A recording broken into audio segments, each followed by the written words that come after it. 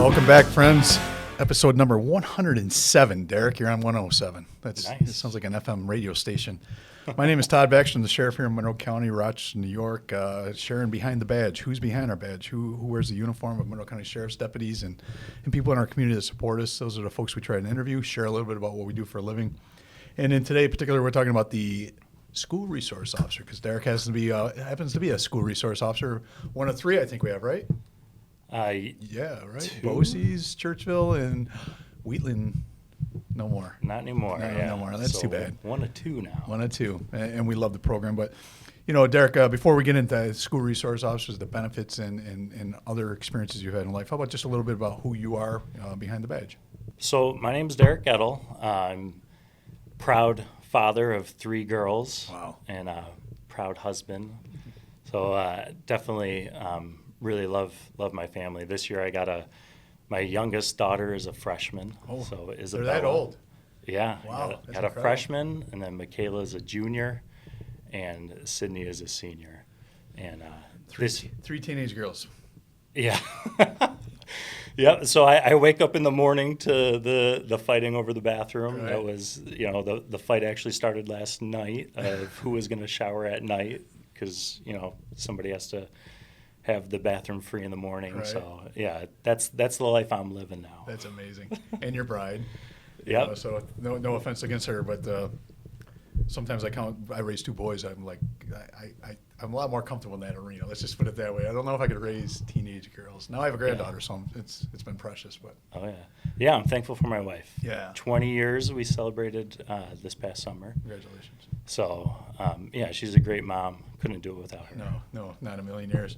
And what do you do? I mean, when you're not wearing a blue uniform and hanging out at Churchville Charlie High School.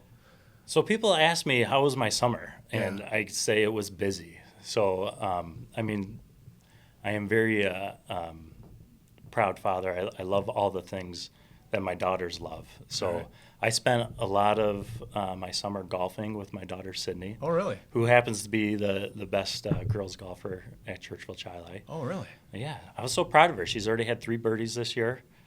She shot a 3 over par for her first match. She's the junior, or she's the senior. Wow, all right. Yeah. I spend a lot of time, golfing with her. Right. She got a job at Mill Creek this summer. So That's a great golf course. yeah, it was Yeah. awesome. I mean, Yeah. the benefits for me Yeah. of her working there were great. Yeah, that 10th hole, that fairway, that's just one of the best looking fairways in Monroe County. Yeah. It was great this year with all the rain they got. It Yeah. was a beautiful looking course. So I do that, and then I coach my middle daughter, Michaela. I coach her soccer team. So we were busy, all the way till the beginning of August with soccer. I think we played 30 games this year. Wow. Yeah, so a great team. They won a couple championships this year, so really proud of them. And then, just staying busy, helping out at church, Right. doing different things with the family. That's great. And 3 girls, what a challenge. Did you grow up with siblings, ladies? One sister. Okay, yeah. Yeah. That helps a little. I 2 older sisters. It was a learning experience for me growing up, just understanding that they have a mindset and it's probably going to go that way, or No doubt. it's going to go that way. Yeah. So listen, let's talk a little bit about golf. You're a golfer? Oh yeah. Yeah. Love to golf. Yeah. What's your favorite course besides Mill Creek now? I'd say I just played in a men's invitational at Berkeley. Oh, yeah. With my buddy Ron. That was a couple weeks ago, and we did really well. Good. So That helps. that crawled right up to the top. Yeah. I think maybe before that I would have said Wildwood, but that course is just too tough. Yeah. It's a tough course. The greens are fast. But I grew up playing there, and my dad's a member there. Okay. So I do play there a lot. Gotcha. It's just Wildwood's an interesting course where it's like more of an open front 9, back 9's kind of carved through the woods. So Right. it's very unique. I You get a definitely, variety there. Yeah, Yeah. I enjoy that. That's awesome. Any scholarships coming for the senior golfing scholarships? Seems like a growing sport for ladies is golf. It is. We visited some colleges this summer. So we visited Grove City in Pennsylvania. It's Division III, so they don't offer specific sports scholarships. But if she does go there, she will be on the girls' golf team. They, offered her a spot on the golf team. That's awesome. And yeah, might be some more academic scholarships or something Right. like that. But she's a genius anyway. She's Takes after mom. Perfect. takes after mom. Out of 300 kids, I think she's 1 or 2 in her class. Wow. So she is a genius. That's good. And she's a saint, Churchville? Yeah. Kids go to Churchville, which you happen to work at. Yes. So I never put that together. That might be interesting sometimes. Not Yeah, that your girls get in trouble, but there's always some drama or something going on, or someone that knows somebody. And I'm thankful that they're kind of out of the school drama. They save that for maybe at home a little bit. But, take care of each other. Yeah, but I mean, I definitely kind of see what's going on, and can keep an eye out for them. Absolutely. And you brought me in for folks that didn't realize already, you're an SRO at Churchville Chalet School District, and he brought me a coffee mug. Anybody future podcast episode should bring me a coffee mug if you haven't realized that. Yeah, I heard that maybe you collect coffee mugs. I do. I'm a coffee mug. Yeah. So I wanted to bring the Churchville Chalet coffee mug for you. So that'll be slightly used by this afternoon, so it won't take long. Perfect. So SRO, we're here to talk about school resource officers. It's been in the news multiple times. Every time there's an active shooter in a school, we go back to this. Mm-hmm. We need more cops in the school. We need SROs. If an SRO would have been there, it would have prevented or possibly prevented. And then we go the other way. We got the reforms, and we got the the push to get cops out of an educational institute. It might be harming that that educational experience. So it's been an ebb and flow since I've been a cop. Right. It's been up and down, and it'll continue to go up and down. But for people that don't know, and you're not trying to sell anybody, what's an SRO do? So let's put it to bed. What do you do for a living? I mean, if you're going to explain it in a few, what's your day looking like as an SRO at Churchville? So I guess, before I talk about what my day looks like, I'd say the SRO, I got 3 primary functions. Safety and security, being the primary function. That's why I'm there. Right. I think, so we've had that program at the school for 3.5 years now. It happened, I started there right before COVID shut everything down. Right. So, and I think the push was kind of what you were talking about, the school shootings and different things like that. So the district decided that they wanted to have a police officer on campus. So that's my primary function, to be there in case there's a threat that police officers would need to respond to. Right. I'm already there. Plus, it's a big deterrent for anybody who would be targeting the school, having a uniformed deputy there. And then I think the other 2 functions that I fulfill is I'm a law-related educator. So a lot of teachers will ask me to come into their classes. I do some different topics on during Red Ribbon Week. I'll do a topic on drugs and alcohol in the health classes. And now that I've been there for a while, a lot of teachers, if they see me walking by their class and a teacher in the government class is talking about the 4th Amendment. Oh, they'll draw you right in? Yeah, they'll be like, hey, you got a second. Wow, that's yeah, pretty so cool. I go in and I'll do some Q&A with the kids. At Churchville Chalet, they actually have a crime and justice class. So, from time to time, the teacher will bring me in there to talk to the kids about, what is policing. Right. So I get to do that. That's fantastic. Yeah, that's part of the job that I enjoy. Yeah. I don't mind talking in front of the kids and, presenting different things. I also do a topic for driver's ed about, car accidents. Huge. Distracted driving. Yep. So we cover a lot in that session. Good. You're in there for safety and security. That's the first reason everybody thinks of. You're doing educational classes. Talk to me more about the relationship building. I look at you as a public relations tool also for the kids, right? That they have this stereotypical point of view possibly of law enforcement. And when they meet you, and hopefully people have seen it already, there's no stereotypical. You're a human being. You're a father. Yeah. You got kids that go to that school. That's absolutely precious. You're relatable. I mean, those are things that we try and push as law enforcement officers all the time. You're getting hundreds of kids. So I'd say you hit the nail on the head. That's my favorite part of the job is, there's not a lot of safety and security issues that are pressing. So it's not that I'm not responding to, incident after incident. Right. So most of my day is building relationships with the students. And it's something that I love to do. It's easy for me. It's natural for me. I kind of grew up helping out with the youth group at my church, right. and, working with kids. teaching and different things like that. So, I definitely, spend a lot of my time in the library, or I'll go into the art classes because you don't have the teacher up front, kind of doing lessons, and I'll talk to the kids about their art. Right. I'll play games with them in the library, gym classes, different things like that. And it's easy for me to just, ask the kids how's their day going, talk to them about, the sports that they do, how the team's doing, different things like that. So I definitely enjoy, that relationship building and, kind of pushing the brand of police officers. Like this is kind of, we're real people. Right. It's not what they see on the news. And I think it's been great for the students to see that. And I enjoy it, and I, kind of do a lot of recruiting there because there's a lot of great kids, and I think when I was going into some of the classes from time to time, when I went into the crime and justice class, one of the things I asked the kids is like, who's interested in being a police officer? Because I figured, why else would you be taking this class? And the common response was, I used to be. Wow. That's so profound. Yeah.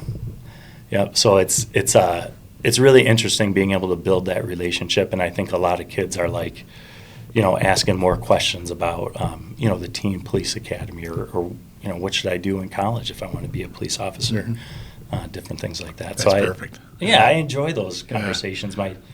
Real quick too, one of my favorite students who graduated last year, I saw her at one of the sporting events because I wind up going to all the sporting events because my kids are playing in them, Right. or we go to watch. So I got to take them to the games. But, she was saying, like, she just started college. Is it something that she wants to do? Should she be a police officer? Wow, that's good. I'm like, yeah. In fact, she's asking the questions. take a Great. test. Yeah. Yeah, so that's been, and I think, like, being able to build the relationship with the students is, kind of maybe open their eyes back up to that possibility. That's great. Law enforcement. Yeah, you're building our bench. You don't even realize it. It's not one of the main benefits of having an SRO, but it's definitely we've got a difficult time recruiting. So if we can tell people, 2 or 3 years from now, think about this with your next experience, you're going into the military, going to college, whatever it looks like. But, throw out to those young folks that you can become a jail deputy at 19 years old. That's civil service unionized pension jobs at 19 years old. Not a bad gig. That's what kids ask about too. Like, how much does it pay? So it's a good career, and I mean, you don't have to go to school for 4 or 6 years, and you don't. And maybe you want to do that, but one of my kids left with a lot of debt, school debt, and that's still a burden on him to this day. Maybe you don't have that. Maybe you don't have that. That's your choice. But 19 years old, we don't push that hard enough. That a jail deputy is a good job. It's civil service. It's unionized. It's retirement pensions, and you're ticking it off at you could enter the academy at 18 and a half. Right out of high school, basically, and start that career forward. Sure. We talk about safety and security. That was the first impetus to get you into Churchville, an SRO, not you particularly, and then, we talked about the active shooter. That's my bailiwick, right? That's where I spend most of my time in the tactical side of it. And Right. we always talk about the bang, right? Bad things happen, that's the bang, and then the right of bang. How do we go in and fix it? Stop the threat or clean up and do the investigation and help victims. But the SRO is what I talk about, left to bang, right? If we can prevent the next active shooter, if we can prevent the next school shooting. Right. So you're there as a law enforcement officer to respond to the bang. Mm-hmm. But how much work do you think you get done left of the bang? How much work do you think you get done? Because we study these folks. Yeah. Who goes out and Absolutely. does targeted violence, and there's there's not a common description of a person that does that. Yeah. But there's common steps and behaviors they all go through. Mm-hmm. And I'm assuming that you will see those and be able to help intervene in those sooner left of the bang. Absolutely. I think all school districts, whether you're a big school district or small school district, they do threat assessments. Right. When there's a student that does something that's concerning, if they kind of pop on the radar in any way. So I think I kind of wondering that now too. Like, what do a lot of districts do that don't have the SRO? Thank you. So it's like, when we have a concerning student, when we have a concerning behavior, a threat, a verbal threat or something like that, that is something that, I'm made aware of. I do become involved in. I can talk to the family, talk to the student, and kind of intervene at the very front, and then on top of that, be there to build that relationship with the student to recognize, as something different. Right. After coming back from the summer, there's kids that I need to see. I kind of want to know how the summer was, make sure I, can talk to them. But, building that relationship, hopefully, is a very big preventative measure. So, yeah, I think, when we do have those threat assessment situations when they arise, being a part of that team, being a part of, the person who sits in there, talks to the student, the family, and kind of discussing, like, what do we need to do to remedy the situation? What do we need to do to make sure that we, minimize and mitigate, any kind of future issues? And in school districts, we talk about threat management. It's a big term now. When we started ROCTAC a few years ago, we're proud it's going across New York State. It's proactive, preventive, targeted violence, right? That's what it's all designed for. And a lot of stuff that we got was from either the JTTF, the FBI model, prevent the next 9/11, or school districts. School district has been doing threat management, threat assessments for years and years before ROCTAC was even involved. Right. But what they always had to do if they don't have an SRO is law enforcement's eventually possibly part of your management process, right? Whether you're going to manage an immediate threat or go check a house for red flag type guns in it or whatever. And if you don't have an SRO, you're calling a deputy or a police officer via 911, you're getting some guy that doesn't know your environment, doesn't know the kids, right? Doesn't know the family possibly. And that poor deputy or cop is just going to go do their job. But no offense to them, they just won't have the environment. They won't have the situational awareness. They won't have the emotional intelligence, no offense to them, but you're there. You know these folks. You know the environment. You know your school administrators. Sure. You know your school counselors. That's a huge force multiplier when it comes to preventing that people cannot see or don't realize when they sit back and go, I don't want a cop in my school. Absolutely. It's not just about the bang, right? It's preventing it. And not only that, it's like there's no person there after. When that student comes back to school after, the situation's been investigated, And and going back to my threat management, those are long-term, whatever made this kid become a threat to our environment, a potentially targeted violence, right? Because of his behaviors, not him, but it's very clear, it's behavior-based. And we start managing those behaviors. That was years in the making. It's years in the remediation. It's not, let's suspend him, get him out of school, and bring him back 2 months from now. Yeah, it doesn't change. No, it doesn't change the behavior. The past 10 years. Let's put him in the jail. All right, I don't mind locking people up that need to be in jail, but it hasn't changed the behaviors one bit, and maybe even get more of a grievance towards the behaviors, and he comes out more angry. Right. We haven't addressed anything, and that's years in the makings and years in the mitigation, and that's again having you there, knowing the environment, knowing the kids, is huge in preventing that. Yeah, I think so. I think the school has, so many resources for these kids, like counseling resources, every kind of counseling and, all the way up to psychologists, psychiatrists. And I think what a lot of, schools might miss is that law enforcement side, because definitely look at things differently. So I think the school district really appreciates the insights that I bring to the table, because it's stuff that maybe they don't think about.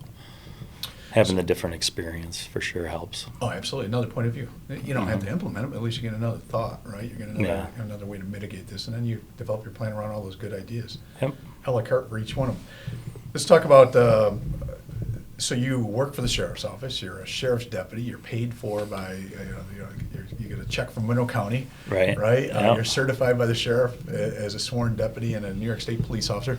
But then you go to work in someone else's building and have to respond to their needs on a daily basis, as opposed to your sergeant who might call and say, where are you, what are you doing this day, right? So how does that work out for an SRO? I mean, you're working for two, if you will, bosses at the same time.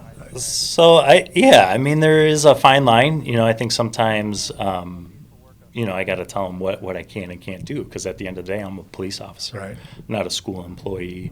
But I'll say in the last 3 years, we've really formed a great partnership, and the school kind of knows, what I'm there for, and they know when to, reach out to me, what stuff is a police matter, what stuff's a school matter.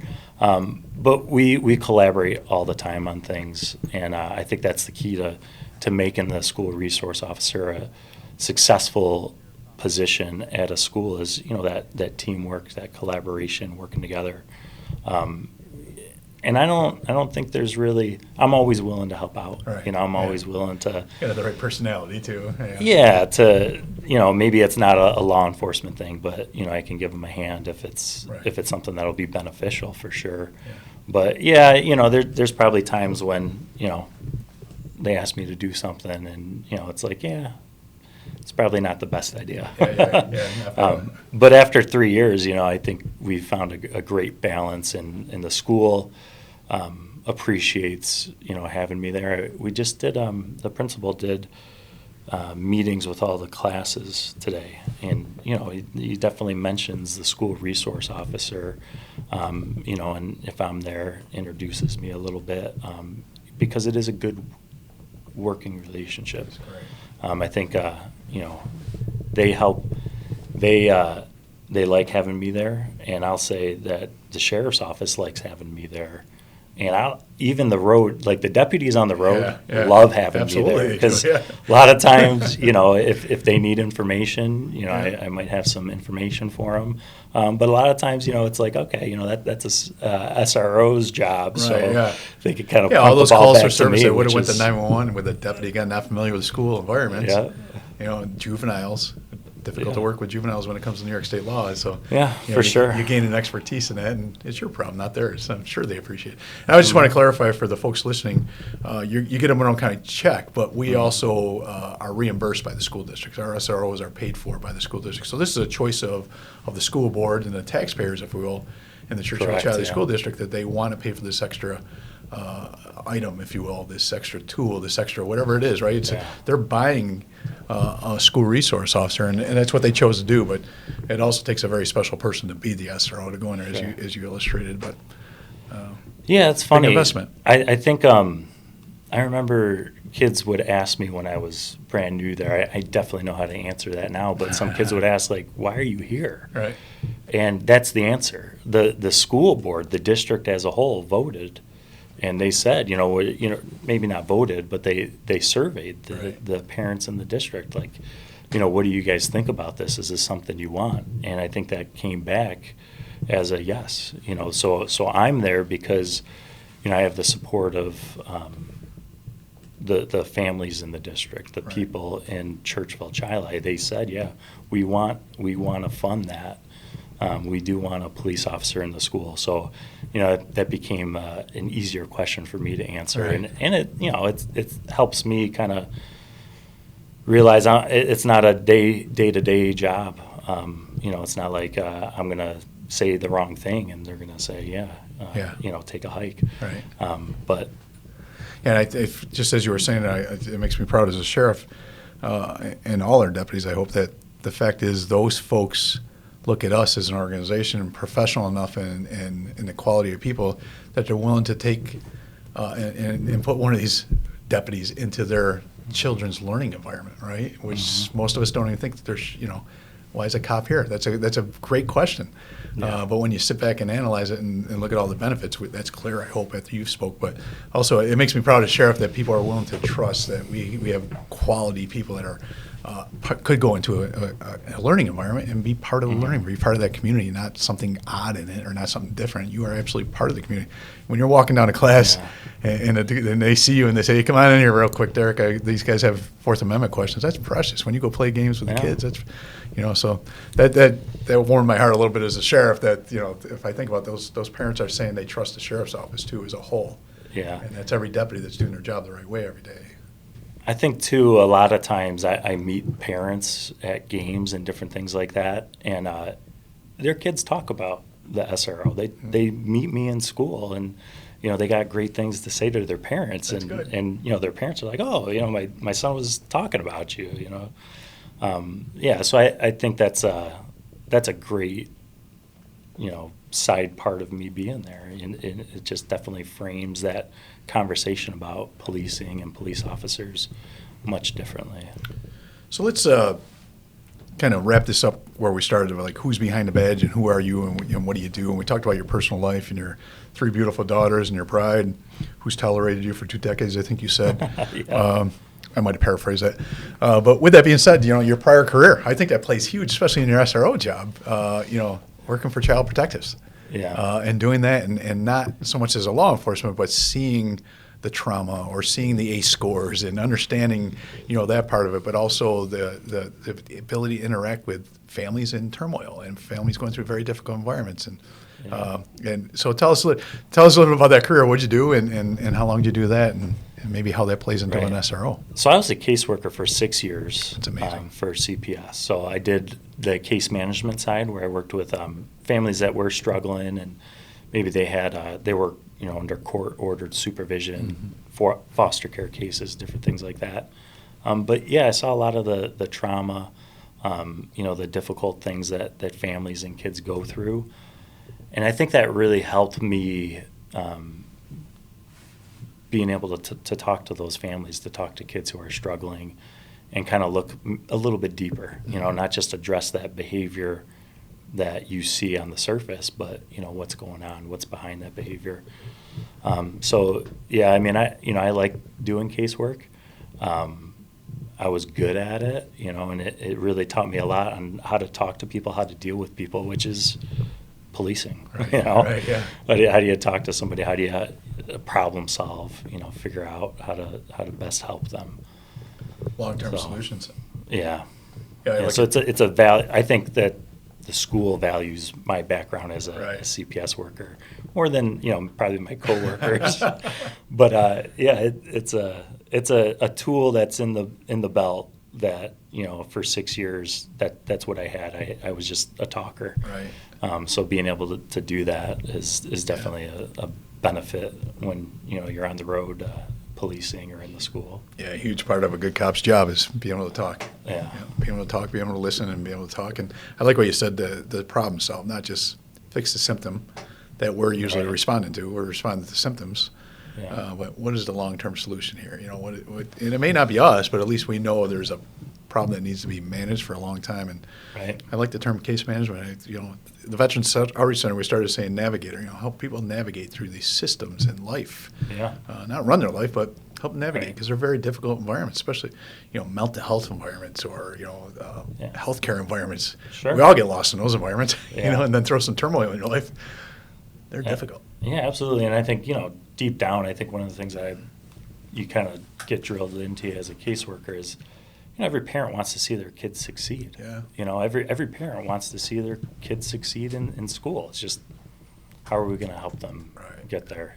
So I think, I kind of have a unique role at the school to, I'm not a guidance counselor, but just kind of being real, talking about life with the kids, kind of helping them see what path is going to be their path to success. Because it's not always, getting ace in tests and, being a top student. Sometimes it's, those trades and different things like that. Absolutely. Mm-hmm. Yeah. The trade schools are absolutely phenomenal, because I'm getting ready to pay a plumber to come over and fix something in my sink that I should be able to easily fix. But, I'm going to call someone that has a skill, that I'm going to pay them for their skill too, and that's not a bad thing. God bless them. But for sure. So we finished up the program. Thanks for sharing all that. We're going to throw some bantering at you with the no Miranda zone. All right. You talked about the Constitution the other day. Miranda says you have a right to remain silent. I'm the sheriff. You don't have the right to remain silent. So let's just cut right to the chase. I know you're a Bills fan. Did you watch the game last night? Yes, I did. Yeah. 3 interceptions. Josh Allen looked like a rookie, didn't he? I'm like, what is this? So are you still this day a Josh Allen fan? Oh, yeah, of course. Of course. I mean, I can't believe the banter going on social media. Like, don't be a Bills fan. Stop. They lost one game. It's one game. It was a great defense. We talked about this a lot this morning. I was not in a great mood. Yeah. No. Like, I'm up late watching the game. Goes to overtime, and it's just, he looked, I don't want to say like a rookie, but a lot of rookie mistakes. And he's still a great quarterback. He's a great quarterback. And the rest of the season will bear that out. So. Yeah, and I go to maybe the glass half full, but I went to bed saying, well, that sucked, first of all. I went to bed miserable like you did. But he's smart enough, and the team's smart enough to play off this and motivate the hell. And when you get that guy motivated and firing, but I seen Coach McDermott on the side telling him, think. So yeah, he's a bull in a china shop, and that's what we like about him too. So when he's doing it well, we like it. When he's not, But so Yeah, absolutely. That's Came great. back to bite him yesterday, Yeah, yeah. but it's a long season. So what? Going back with Miranda, and you got to answer my questions. What's your favorite book? What book? And you can't throw out the Bible. I know you're a Christian, so that'd be an easy answer. So So how about the favorite book in the Bible? Favorite book in the Bible? Yeah. Book of Romans. Yeah? Yeah, Interesting. lot of practical life advice. Yeah, life Yeah. advice. So That's good. find myself probably quoting from Book of Romans more than Interesting. most books. Yeah, that's good. And then you're going to mention another book outside the book. So I really like the Hunger Games, but man, I don't know if you saw the Terminal List. Great Really? mini-series Yeah? you could watch on TV. Chris Pratt's lead actor, awesome. So I started reading that book. Okay. And I love it. Yeah. It's Navy SEALs. That's So phenomenal. Yeah. So you got to watch it though. Yeah. It's great, and I enjoy that. It's fictional, but What's it showing on? oh gosh, I don't know. One of Maybe those I apps. don't. Yeah, it was on a streaming app. Streaming app, so yeah. definitely binged it in Yeah. like 3 days probably. I remember first hearing this binge watching thing. I'm like, who Yeah. does that? Why would you ever 10 do that? episodes in 3 days 10 was episodes. good. Like me and my wife quite often do it now. Like, let's just binge the heck out of this thing. Yeah. let's see how many we can get in. That's good. And 3 girls, a bride. If you guys are going on vacation, where's that going to be? Where's the family vacation? So we do 2 basic family vacations, I'd say. We've done Disney a couple times. Right. So I know, I mean, we're busy people. We're riders, so we enjoy the busyness of Disney. I think a lot of people, that might be what they don't like about it. So we've done that a few times. Universal. So if we go down there, we'll Haven't do done that Disney one yet. and Universal. Yeah. And then we'll do beach vacations. Oh, really? With the cousins. So I think, as much as it costs to go to Disney and how tragic that is, my daughters love vacationing with the family, That's doing the good. beach vacations. So we've done like Myrtle, Wildwood, New Jersey. We've done that a couple times. So those are good. And I'm not to set you up here, but I know your personality. You're a beach guy. You can go sit and sunbathe for. No. I'm in the water, riding the waves, Yeah, boogie yeah. boarding. Boogie boarding. We took spike ball to the beach with us Yeah. last summer. Tournaments? Yeah, so did a lot of spike ball. Yeah, you got to move. I can't sit on the beach. Yeah. It's never gonna be me. Yeah, I could do that for like a short time. But I mean, I had the book Terminal List, and I did read that Yeah? a little bit. So that's Go on vacation. sit on the beach and do a little bit of reading, but not too much. Well, Derrick, thanks for coming in. Thanks for sharing. Yeah, absolutely. Thanks for what you do at Churchville. Thanks for the coffee mug. A lot of thanks here. Thanks for being a great Christian welcome, dude too, and absolutely. behind that badge, and a great father and a husband. And I hope people appreciate the SRO a little bit more, understand what an SRO, when they hear that term, they understand what these guys and gals are actually doing for a living and how important it is. So thanks for sharing all that. Appreciate it. Absolutely, I believe in the job. I was glad to come and have the conversation with you about it. So thanks for having me. Yeah, absolutely. Thanks. Till next week, folks. Be safe.